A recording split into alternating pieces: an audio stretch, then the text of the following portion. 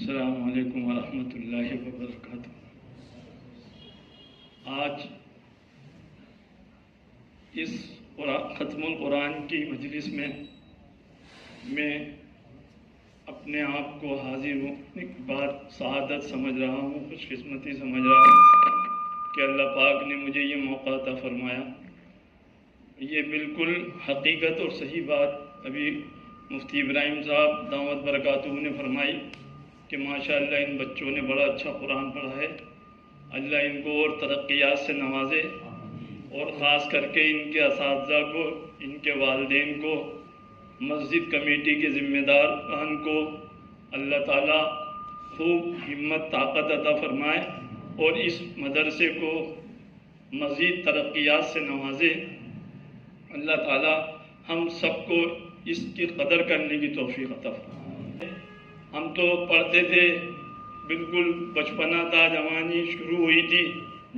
تو ہم نے یہاں اعتکاف کیا تھا اسی مسجد کے اندر۔ یہ میری پیدائشی مسجد ہے، اور جب اعتکاف کیا تو اعتکاف کرنے کے بعد 10 دن ہم نے یہاں اعتکاف کیا، اور پہلا اعتکاف تھا اس مسجد کا، اور اس کی برکت سے رات کو ہم لوگ تعلیم کرتے تھے، اور تعلیم میں فضائل قرآن، فضائل صدقات سب پڑھی جاتی تھی۔ اس میں ہمارے ساتھ یہ ہمارے بھائی ماموں کے لڑکے،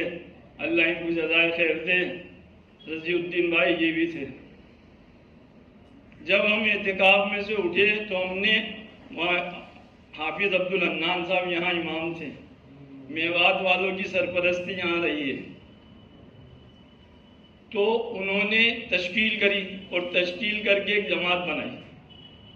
اس جماعت میں جب جماعت بن گئی تو ہمارا بھی نام آیا اس میں۔ جب اس میں نام آیا تو ہم بچے تھے، والد صاحب سے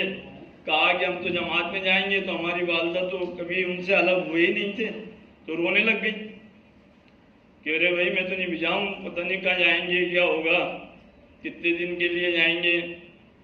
ہم نے کہا جی زیادہ نہیں، 3 دن۔ تو اللہ پاک ان کو جزائے خیر دے، ان کی بہن ہوتی تھی ہماری والدہ رضی الدین صاحب کی، تو وہ یہ گئے، انہوں نے جا کے وہاں سفارش کری، اجی میں بھی جا رہا ہوں، آپ تو اس کو بھی جا دو۔ اللہ پاک نے ان کے کہنے کی برکت سے مجھے 3 دن میں جانے کی توفیق عطا فرمائی۔ اب اس 3 دن کی یہ جو بات میں نے آپ کو بتائی ہے نا، اس کے پیچھے بہت بڑی راز ہے۔ اس 3 دن میں جب ہم گئے اور ہم نے وہاں فضائل قرآن سنا، تو نہ تو شادی ہوئی تھی، نہ بھی اتنا کوئی وہ تھا، لیکن یہ طے کر لیا کہ اگر اللہ پاک ہماری شادی ہوئی میری، تو میں جو بچہ پیدا ہوگا اس کو حافظ قرآن بناؤں گا انشاءاللہ، اور دوسرا بچہ ہوگا تو پھر اسے عالم دین بناؤں گا۔ یہ ان 3 دن کی برکت تھی جو سیکھ کر ہماری جماعت گئی تھی۔ اور ان حاجی عبدالشکور صاحب اللہ ان کو غریق رحمت فرمائے، وہ ہمارے امیر تھے۔ تو وہاں اس طرح سے محنت ہوئی، اور وہاں جو فضائل قرآن سنے اور وہاں جو نیت کی، تو آج اللہ کا شکر ہے اس کام کی برکت سے آج بڑا بیٹا جو ہے میرا وہ حافظ قرآن ہے، اور چھوٹا بیٹا میرے ساتھ بیٹھا ہے، ابھی مودی صاحب نے اس کو بنایا، وہ عالم دین ہے۔ میرے بھائیوں، اگر ہمارے بڑے دیندار ہوں گے، اگر ہمارے بڑوں کے اندر فکر آخرت ہوگی، اگر ہمارے بڑوں ماں باپ کے اندر فکر آخرت ہوگی، تو اولاد خود بخود دیندار بنے گی۔ تو ہم یہ بہت اچھی بات ہے، جیسے میں نے عرض کیا کہ ماشاءاللہ ہمارے یہاں کے ذمہ داران اس مدرسے کے لیے اور ترقیات کی کوششیں کریں، اسے آگے بڑھائیں، لیکن اس کے ساتھ ساتھ وہ اپنی ذات کی بھی فکر کریں، وہ اپنے آپ کی بھی فکر کریں، کیونکہ یہ تو جس کے دل میں قرآن ہوگا اس سے یہ کہا کہ کہاں یہ بڑی معمولی چیز نہیں ہے کہ اس سے قیامت میں کہا جائے گا کہ قرآن پڑھتا جا اور جنت کے درجوں میں چڑھتا جا۔ قرآن پاک کے اندر 6666 آیتیں، کیا مقام ہوگا حافظ قرآن کا، اس کے ماں باپ کا، کہ ان کو تاج پہنایا جائے گا، ایسے جوڑے پہنائے جائیں گے جو ساری دنیا کی چیزیں خرچ کر کے بھی ان کی قیمت ادا نہیں کر سکتے۔ لیکن میرے بزرگوں، میرے بھائیوں،